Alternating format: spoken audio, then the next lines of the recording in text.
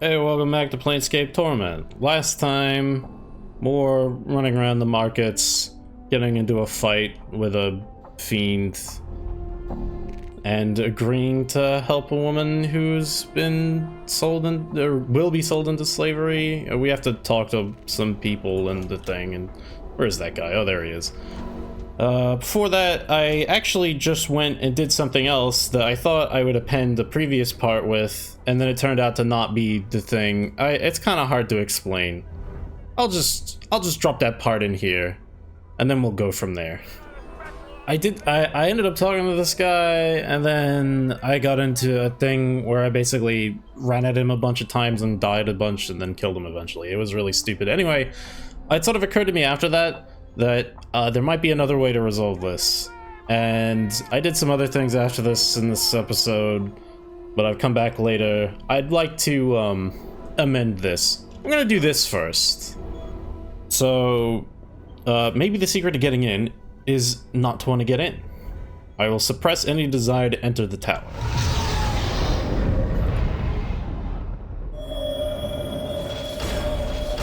Oh, wow. Okay. All right. This is different. It's not a very large area. Also, I seem to be stuck in here. Huh. Okay, well... You see an iron creature. Its size is staggering. If it stood full height, it would shatter the roof of the siege tower. Thundering echoes rattle the walkway as the creature hammers away on its forge, and the smell of soot and ash fills the air. Hello. My journal. There's the screaming of metal on metal as the giant turns to face you. You suddenly realize the golem is built into the siege tower itself. Girders, pipes, and huge bracers run through its lower torso and into the walls, and the bottom portion of its body makes up the forge itself. What are you? I am iron given purpose. What purpose? I forge the implements by which the multiverse will be unmade. You mean forging weapons? That's your purpose? Metal is like flesh, both carry potential in their veins. When tempered with heat and pressure, the potential surfaces. My purpose is to bring forth this potential, allow it expression. Who do you make these weapons for? I forge them for the sake of entropy. They are pain-seeking expression. What does entropy need weapons for?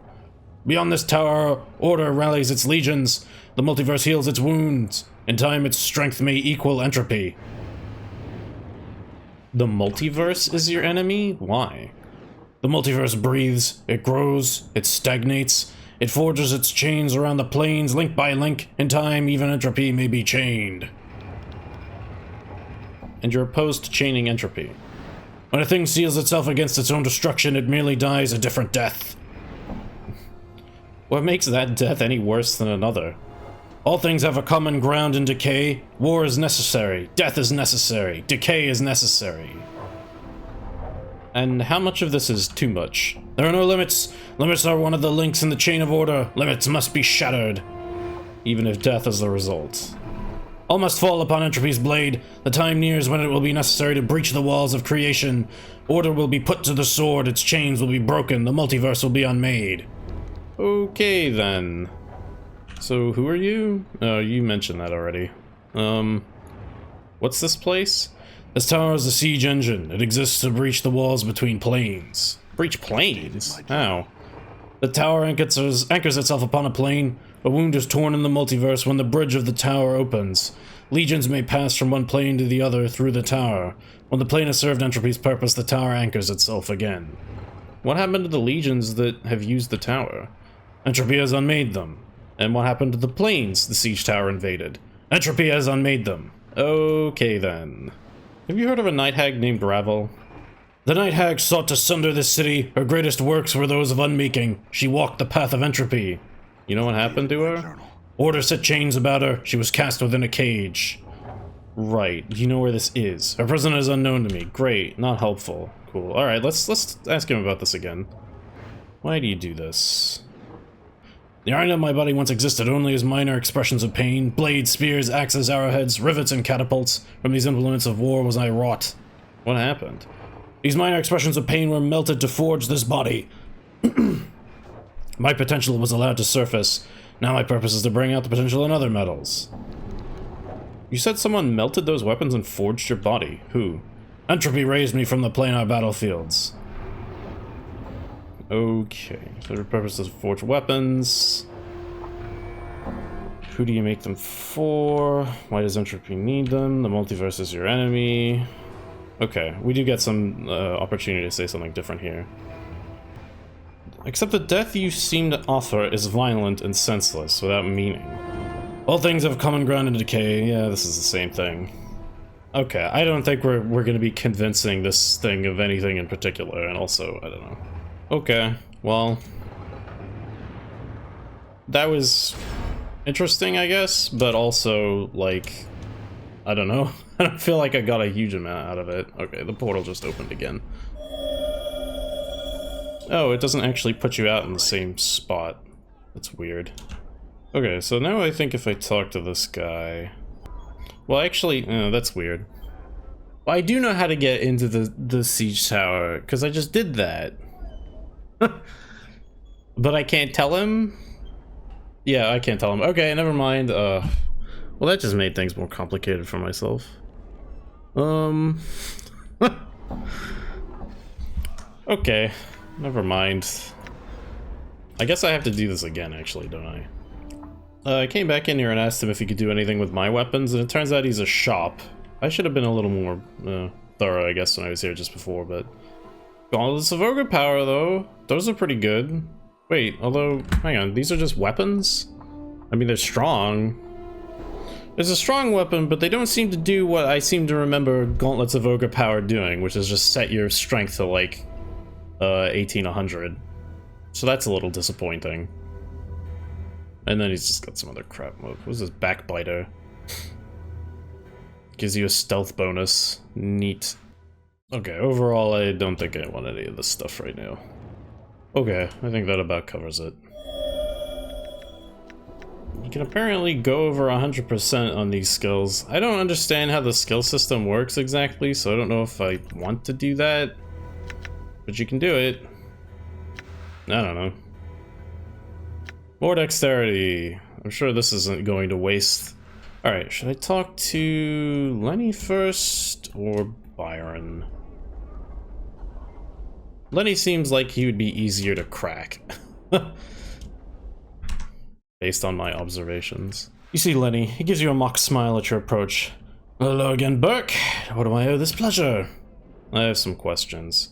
You know, touts. Pickett sent me. Can answer questions. I want to ask you about the papers you stole from Trist. He swallows hard and stares at you. You notice his muscles tense, and it looks like he's ready to run. He puts one hand on his hip in a nonchalant manner, but you can tell he is wound tight as a spring. I don't know what you're talking about, Bert. You'd best be off. Smile wickedly? You know what I'm talking about, Lenny. Byron had you steal some papers from Trist. I'm here to collect them. He swallows hard and the corner of one eye starts to twitch. He glances at the scars that cover your body, then tries to meet your gaze, but cannot. Collect them! I destroyed the papers after I nicked them, just like Byron told me to. He finally meets your gaze. Really? Then why are you so nervous, Lenny? Let me guess. Byron thinks you destroyed the papers, but maybe you didn't. Maybe you kept them. A little blackmail material, perhaps. He stares at you for just a moment, then suddenly turns to run. Grab him before he gets away. Just as he starts to run, you leap forward and grab him by the arm. He struggles for a moment, but it cannot match your strength, which I don't actually have a lot of, but don't worry about it. Finally, he goes limp in your grasp. All right, I didn't destroy him. I'll give him to you. Just let me go. Loosen your grip. Hand him over, Lenny. He sighs. I don't have them with me. You frown at him and see fear grow on his face. I swear, I don't have them. I put them in storage. He continues to stare at you, breathing hard. Let's go get them. He shakes his head sadly. We can't. They're in the warehouse and they're not open for business right now. Rumor has it there's some sort of management change going on. I don't know if that's true. In any case, I can't get the papers. He looks at you sheepishly. I'll look into this and get the papers myself then. He shrugs. Fine, I guess Snake Pickett wins again. He looked at you defiantly. Actually, Trist wins this one, Lenny. What do you mean? None of your business. Go to the warehouse and tell the clerk I'm here for a loan and he'll give you the papers. Later, Burke. He suddenly bolts and runs away. Okay, well hopefully that's true and he didn't just fucking feed us a line that's gonna have like a bunch of thugs sort of just show up out of nowhere and start like beating on us. Where's the... wait. Where's the warehouse again? I don't remember. Oh, this is it, right? I'd like to claim something. I was told to tell you that I'm here for a loan. Oh, one of my secret passwords. Here are the papers you want, sir. Thank you. What else can I do for you? No, thanks, farewell. Oh, here it is. You see Triss. She smiles at your approach and looks hopeful. Have you found the document cutter? Can you free me? I give it to Duran? Is that how it works? Okay. Look of relief washes over her face. You think she's about to faint, but she quickly recovers. Thank you, Cutter. Please return to me after you speak with Duran. Okay, fine then. I want to ask you about Trist. He frowns for a moment, then shrugs. Very well, sir. What about Trist? She says that she doesn't belong on the... I have proof that she's innocent of any crime. He smiles broadly, then laughs. Very well, show me this evidence. Holds out his hand to you. Here you go. He opens the document and quickly scans its contents. After a moment, he sighs, then folds the document and puts it inside his shirt. Seems the court owe Lady Trist an apology, sir. From this moment, she's free, and I will make all the arrangements to have her status and property returned to her. Thank you, Duran. No, thank you. No, thank you. It's a rare individual who will do what you have done. He bows to you. Excuse me, speak with Lady Trist. Farewell. He begins walking toward Trist. There you go. Trist smiles at you warmly. You're my savior, Cutter. I'll forever be in your debt. Don't come to me with your problems. This was a pain in the ass. I mean, it was honestly not a big deal. Like, just... anyway. Happy to help, Trist. Thank you, Cutter. She glances about, then pauses to think for a moment. You've saved me from certain death, Cutter. A slow, painful death. She frowns as she thinks. Please, wait here. I shall return shortly. Okay. You see Trist approaching. She smiles and waves at you. Hello again, Cutter. Thank you for waiting. She looks about for a moment, then removes a purse from the folds of her dress. With the documents you provided, the courts will restore my status and finances. This is not much, but it is a well-deserved reward for what you've done. She hands you a purse. 1,000 coppers. I mean, that's okay. She smiles. No, I thank you. Farewell, Cutter. Okay, great. Alright. Alright. Stand away from me, Mort. What just happened? I thought I was trying to walk somewhere. Okay, hang on. Something's happening. I can't stand anywhere. It's this leg thing, you know? Of course, that would be the line. Find a way, skull. Great. Good to see them all getting along. I suppose I should turn this in with Sebastian. Sebastian smiles at your approach. Good day, Cutter. Have you completed your quest? Yeah, and I've come for what is due me. One moment, please, Cutter. Sebastian reaches into his robe and removes a crystal ball. He gazes into it for a moment before returning his attention to you. Cannot thank you enough, Cutter. Shall live up to my part of the bargain. You ready? It's done, Cutter. Charisma increased permanently, +2. Uh-oh. Huh. Once again, I thank you. Sebastian bows deeply to you. Thank you and farewell. Okay. So he made the scars less hideous, and that made me prettier. And now people will think I'm less ugly, I guess. Not that you could tell from looking. I'm not really sure how much of a difference going from 9 to 11 charisma is really gonna make. But, you know, whatever, I guess. I sort of, noticed, when I was talking to, Kina before, I had an option to ask her about something that I didn't do, and then she and Dakon got into an argument, and it kind of meant that I couldn't ask about it anymore, so I wonder if I can still do that. Nope, guess not. Alright. Well, whatever that was about asking her about Zerthamon or whatever, can't do it, and I don't want to go back for it, so. Okay, is there anything else in this area? Lungs feel like a... Okay, well there's an area of transition over there. But then there's also the foundry. Let's go have a look over here, shall we? The shit's locked. Oh, I can't even get in here? You see a burly, bored-looking guard. State your business, please. Just looking around. I'm certain you won't mind just passing along. May I come in? Not until you can demonstrate that you have business here, sir. Okay. Who are you? Guard of the Believers of the Source, sir. Believers of the Source? Yes, sir, Godsmen were called. Why? We're one of the 15 recognized factions of Sigil, sir. We believe that every being is within it the spark of divinity, whether good nor neither good nor evil necessarily, but potential to be divine. Beyond divinity, we believe there lies something greater. We believe all life has a purpose and a goal, and we're devoted to understanding what these goals are. We strive toward greatness with every step in our lives. Sounds important. You believe it is, sir? Can I help you with something else? What you doing? Guarding the gate. Right. What's this place? You're in front of the Great Foundry, home to the Believers of the Source. What's this Great Foundry? Aside from being home to the Believers of the Source, it is also one of the largest foundries known to mortal existence. Much traffic passes through these gates. We take orders from all across the plains. Currently, we're not accepting any further orders, as most of our craftsmen are either working on a new project or commissioned for the next several months on smaller orders. What this means in practical terms is that you're not getting in unless you have a receipt for work to pick up or have urgent business inside. I do have urgent business. State the nature of your requirements, sir. I'm here to pick up an order. Yes, sir, may we see your receipt? I'm sure I had it on me. Yes, sir, I'm sure you did. However, until you can produce evidence that you have business here, I'm afraid we cannot offer admittance. Oh, okay. I guess I'm just not going in here then, never mind. I'm sure that something else will bring me here later. It's fine. Okay, I think it's time to move on from here. Oh. What? I can go anywhere now?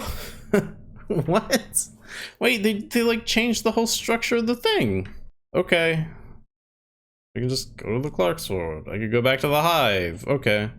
They're like, yeah, nah, it's kind of annoying having to like walk back through a bunch of areas now. Just go wherever you want. Great. I mean, good, I guess. I wasn't expecting that. Was there anything back in some of the other areas I wanted to check? I guess there was the stealing from Farad thing. That was kind of interesting. Interesting concept. I don't think there's too much else. So let's just move on.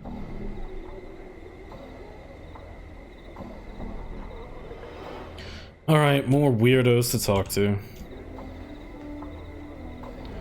This older, stern-looking woman is clearly on her way somewhere. When she notices your approach, she studies you with a disapproving, tight-lipped frown. Hello?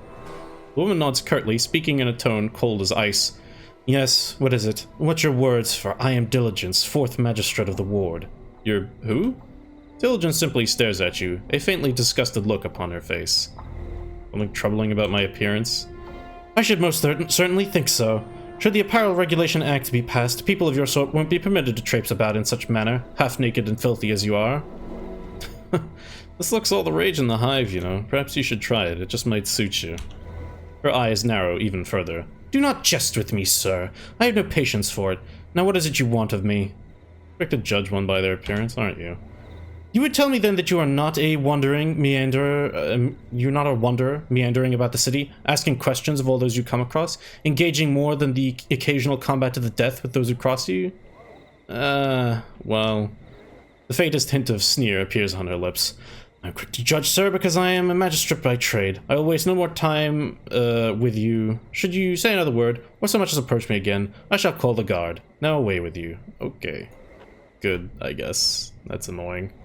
This giant of a man wears an equally immense suit of ornate red armor. He regards you cautiously, but without fear as you approach him. Hello. A booming voice echoes from within his great helm. Greetings, citizen. I am Matter of Course, bodyguard to Diligence, 4th Magistrate of the Ward. You must excuse me, for my duties lie at her side. Farewell. Okay, whatever, fine. Fine, then. I didn't even want to talk to these fucking people. Ah, the sweet smell of sensates and governors. Wrought iron bars seem to serve as decoration rather than security measure. Nemel. Oh, yeah, hey. I needed to talk to you about this flask, didn't I? This tall, slender woman, sipping wine from a small ceramic cup, appears to be looking for someone. Her facial features are elegantly exotic, and the woman's ears, though partially covered by her long hair, can be seen to come to sharp points. I don't think we've seen a single fucking elf in this entire city until now. Is that right? That's weird, right? I mean, not that I'm complaining, but... Greetings. The woman turns to face you, violet eyes flashing like flawless chips of amethyst. Her speech is as music. You can hear a faint musical tinkling 100 tiny crystal bells as she speaks. Each word lingers in your ears as if they were unwilling to relinquish the exquisite sound. Nemel turned to face the scarred Dow stranger. She asked what he wished of her. Oh, and she talks in the third person too. Wonderful. Wow. Ha! Anna sneers at Mort. Stop your drooling, you leering skull. My, what a hot-blooded little chit. Starved for attention? I could drool over you too if you're just jealous. Mort starts floating towards Anna, making wet slavering noises. Somehow, despite being a skull. Get hers bread closer, skull, and I'll see to it that not one of your chattering teeth lies within 100 paces of another. Mort stops abruptly, turning away while muttering unintelligibly. Thanks, guys. It's really helpful. You're Nemel. I was told you know the command word for this decanter.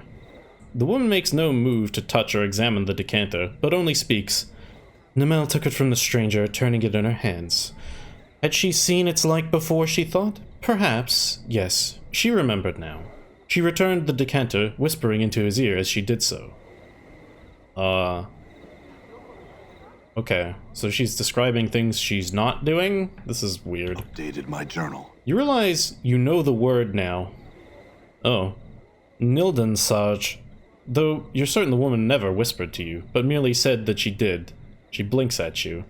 Would the stranger leave her now, satisfied with what she had told him? Not just yet. Are you looking for someone? Where could she be? Nemel wondered. Hang on. Okay, fucking hell. I have to use all of my language skills in order to decipher what the hell is going on here. So there's it's like a single mark. So, oh, it's like the double quotation mark and then the single mark. So this is her narration inside her action. Okay, alright. Where could she be? Nemel wondered. Her companion, Aelwyn, was supposed to have met her here days ago. The woman sighs miserably. The air around her grows chill with her sadness. How long must she search this vast foreign city before she finds her dearest friend? I could help you find your friend. What does she look like? Nemel clasps her hands together and bows her head to you. She would be so pleased to hear news of her friend. She told the kind stranger what Aelwyn looked like, so that he would know her should he come across her. An image forms in your mind. A woman who resembles Nemel, but with golden eyes and hair of fiery crimson. I'll return if I find her. My journal. This looks like a place where drinks might be served. This older man looks somewhat bookish. His clothing and accessories are extremely clean, neat, and well cared for, and he often pauses to brush some fleck of dust or lint off of them. A symbol resembling a stylized dagger piercing upwards through a flame is embroidered upon his tunic. Hello. The man's eyes pass over you, gleaming as they fix on Mort. Oh, I say! Would you look at that? A floating skull! Mort turns and looks behind him. Where? The man gasps. By the unjust laws of Tourney the Merciless! Who? He suddenly covers his mouth and looks at Anna apologetically. Sorry. The man was a horrible tyrant, now long dead. His name should never be spoken so. 'Tis rather vulgar. My deepest apologies, milady. Did not need to offend. Anna shrugs, rolling her eyes. Talk as you like, Cutter, and care not a whit for what you say. Unless you're writing in your bone box about me, that is. Try and get his attention. He turns back to Mort. But behold a skull buoyant, levitating off the ground, cognitive of its environment, and possessing hearing, speaking, and seeing capabilities. He turns to you as if you were suddenly a confidant. This is truly one of the reasons why the plains shall never become dull to me, sir. Just when you think you've seen everything, the plains show you yet another corner to peer around, and he raises his hands gloriously. Suddenly, whole new wondrous vistas are open to you. Actually, the talking floating skull thing is quite common. Right up there with self-resurrecting amnesiacs scouring Sigil for their lost identities. The man ignores you, looking to Mort instead. I say, skull, he begins. Mort gasps. Look behind you, another floating skull. Let Mort have his fun. The man seems to have forgotten you entirely, instead turning in shock to look for this other floating skull. No? Where? Right where I'm pointing. There. Where? I cannot see it. Mort speaks with mock exasperation. Ah, you just missed it. A whole parade of them. Probably never happen again in a million revolutions of the Great Ring. He turns and harumphs. I sense you also possess a peculiar degree of mockery. Mort bobs slightly, as if shrugging. I prefer to refer to it as keen insights into human nature. Get the man's attention again. He suddenly seems to see you for the first time. The man's eyes widen. By the unjust laws of tyranny, He catches himself looking apologetic. I say, are you alright? You look... He fumbles for the words. Hurt. I'm alright. It hurts to look at him, it does. Very amusing, Anna. I had some questions, sir. It's the fucking... Every time the tale comes up, you have the opportunity to say something insulting about it.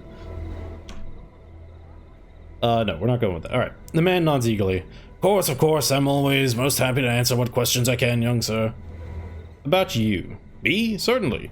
Who are you? Why, my name is Abel Ponderthought. That's a hell of a name. Okay. What do you do here? I passed my administrator exam just recently and have achieved the status of an A9, a research consultant in the Hall of Records, one of the many aides specializing in Sigel's physical laws and history. I research topics of laws and of interest to others. It's quite fascinating, really. What's that symbol embroidered on your tunic mean? Why, it is a symbol of the Fraternity of Order. We're responsible for much of the lawmaking and running of the courts here in Sigil. Many judges, advocates, and clerks are members of our order, and we're pleased to be able to help enforce Sigil's laws and keep things orderly. We make a strident effort to learn all laws, whether they pertain to Sigil, the planes, or the multiverse itself. What does the Fraternity of Order believe? The Fraternity of Order believes that the multiverse is governed by laws. When one knows all the laws, one will understand the multiverse. That is our goal. By understanding the laws, their limits, we learn to avoid certain laws. If you don't mind me asking, what sort of benefits are in the position? Well, our fraternity allows us to read languages quite easily, and we may use some rules of the multiverse on occasion to suit our benefits. Okay. About this place. I'll admit I know little of this part of the Clark's Ward, sir, but please ask. Why is it called the Clark's Ward? It is the seat of much of Sigil's record halls and administration. The staff at these places give the ward its name. Many clerks, scribes, priests, bureaucrats, and administration officials live in this ward. Anything of interest around here? There's some of the finest advocates in Sigil located here. The Civic Fest Hall. Home of the Society of Sensation. It is also located nearby. He lowers his voice. And the brothel, sir, of slating intellectual lusts. Intellectual lusts? What the fuck does that mean? That's the brothel of morbid curiosity, sir, just down the road. Fucking Jesus Christ. What's this about the advocate? Also one of the Fraternity of Order, although his time there has ebbed somewhat since the unfortunate troubles he has experienced. I'm not the one to speak of them. His residence is just across the way, south and east of here. The Fest Hall? It is a beautiful structure that is both the headquarters of the Society of Sensation and acts as a hall for the arts here in Sigil and the Plains. It's an opera house, museum, art gallery, wine shop, tavern, training hall, theater, sensorium. Many things can be found there. So the Sensates...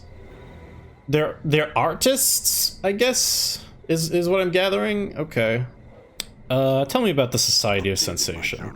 The Society of Sensation. They're one of the most prominent of Sigil's 15 factions. They hold the belief that the true dark of the multiverse can be known only by directly experiencing as much of the universe as possible, tasting every substance, feeling every range of emotion, and visiting every place in the multiverse.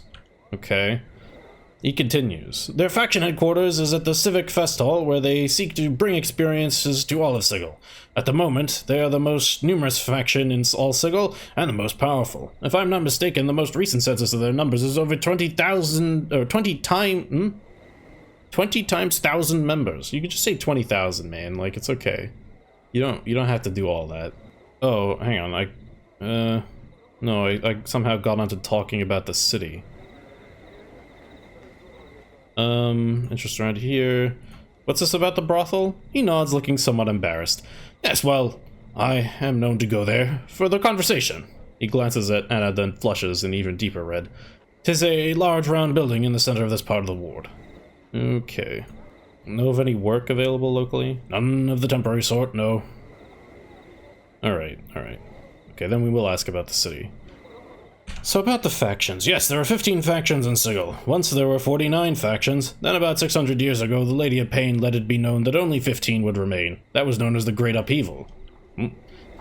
And sure enough, in a fortnight, 34 of them perished or faded. Many thousands died by sword or by other means. Many were simply found dead. I myself am a member of the Fraternity of Order. Others include Believers of the Source, the Dustmen, the Harmonium, the Mercy Killers, the Revolutionary League, Society of Sensation, and the Jousitects. Oh my god. Okay, we asked him about the Fraternity of Order already, because that's his. So the Believers of the Source. Believers of the Source are God's men, believe that every living thing in the multiverse has the potential to become a power. The Godsmen have their headquarters in the Great Foundry, and they have helped to keep peace in Sigil in a number of matters. They have no desire to see any creature placed in the Dead Book before it has a chance to reach its potential.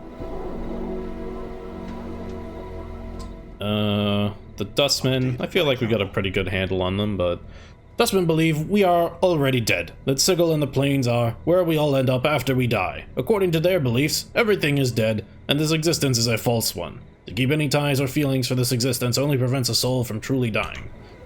You see, the Dustmen believe that death in this existence is a matter of degree, and only those who are truly dead and have divested themselves of all ties to this existence can hope to be at peace. A philosophy that has some basis, in fact, but much of it bears further examination. Updated my journal. The Harmonium is devoted to peace and harmony throughout the plains, thus their name. They believe that the end justifies the means, however, and so are willing to do just about anything to get a fellow to see things their way, regardless of one's personal opinion of them. They do a fine job of policing Sigil's streets. The Mercy Killers? The Mercy Killers believe that justice is everything. Milan, their last factol, once said that when properly applied, punishment leads to perfection. Those new to Sigil oftentimes commit the error of thinking their name implies that they kill out of mercy. Rather, though, it is that they seek to kill mercy itself. The faction members take it upon themselves to punish the guilty of Sigil, whatever the cost. Oh, okay. Revolutionary League. They're also called the Anarchists. Not many know this, but the Revolutionary League is actually quite widespread in Sigil. And a shame that is, too. They hold the misguided belief that all institutions have been established to block their access to the truth of the multiverse. The only way they see to discover the truth is to tear down all organization. They claim that the truth can only be discovered when people are completely free. He shakes his head. I often wish that they would open their eyes to the truth around them. They do nothing but blind themselves and block everyone's access to the truth. He gives a long sigh, then wags his finger disapprovingly, as if talking to some imaginary bad child. It is interesting to note that they have no real plans for seeking the truth past tearing down everything that they can see. Very interesting indeed. He frowns. It is also of interest that while the Revolutionary League has a large number of members, the very nature of their faction causes these members to work counter to each other's interests. Often, cells fight amongst each other, each one claiming to know the proper way to go about tearing everything down. Society of Sensation, we just asked about that. The Jousitects. The harumps, rabble-rousers, not a proper faction at all. That raggedy bunch, why, even the Revolutionary League is more organized. The Jousitects think that, by embracing chaos, they'll somehow discover the secrets of the multiverse. Ridiculous notion. And I guess that's all the ones we can ask him about. This is obviously not 15, and we have, at least, we know about the Independents, which is a different faction. I don't know, are there others? Off the top of my head, God, it's a lot of shit to keep track of. There's no wonder, like, we're getting, we gotta, like, split up all this exposition between different parts of the game or whatever. You have to get to this point before you can get the download on even half of the factions in the game. Although you will have picked up stuff about some of them already, but, I guess if I can ask him about the Lady of Pain, he seems willing to, you know, volunteer information. Lady of Pain, yes. She's the force behind Sigil, you know. Very impressive figure, but little is known about her. What is known about her? He begins ticking off the points on his fingers. 1. She is not just a symbol of Sigil, as some claim. She is very real and very dangerous. 2. She's believed to be the one that keeps the powers, deities, out of Sigil. As long as she is present, the powers cannot enter Sigil. 3. She also prevents unauthorized teleporting and gating into and out of Sigil. It prevents the Outer Planes creatures from bringing even more of their kind to Sigil outside the unconventional routes. 4. She has never spoken to anyone. 5. She usurped control of Sigil from Auskar, a power now believed dead. 6. Anyone who threatens Sigil, or her, is punished, either by falling beneath her shadow, which results in a series of invisible stab wounds that can kill even greater Batezu, or by being sent to the mazes, from whence few ever escape. 7. She does not like to be worshipped. Those that do are often found with their skin missing. And lastly, the sight of her is believed to drive others mad. She stole control of Sigil from a power? How do you know this? It is the belief of my order.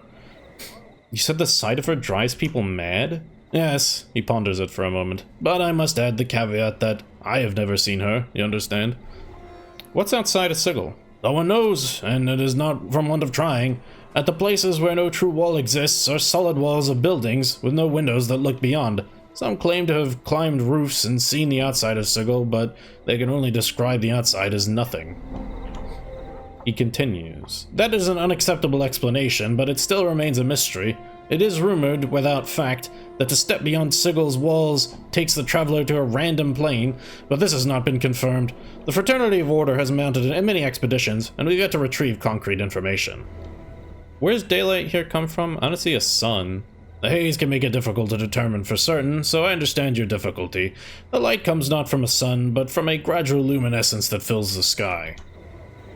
It reaches a peak called Peak, then fades until Sigil is completely dark, called Anti-Peak. The source of luminescence is unknown, but it is most likely the lady's will. Okay, I think that's everything on the city we can get from him. And which means we're up to our last question. What do you know of Ravel Puzzlewell? Ravel? If she truly existed, and there's little to prove that she did, was a night hag, one of the inhabitants of the Grey Waste, one of the lower planes, and believed by some to be the worst of the lower planes. As the legend goes, Ravel was mazed several centuries ago. She was believed being a mistress of many strange magics, and apparently her presence in Sigil constituted a threat to the lady. I'm afraid that I know little about her.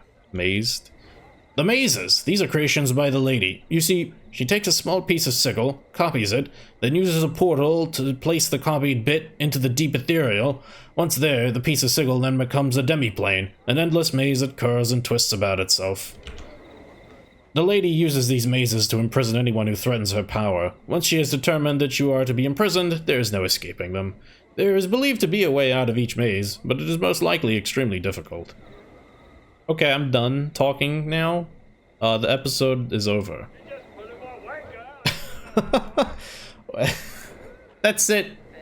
I'm done. Oh shit. This game. Alright, next time, more talking, probably. Ugh.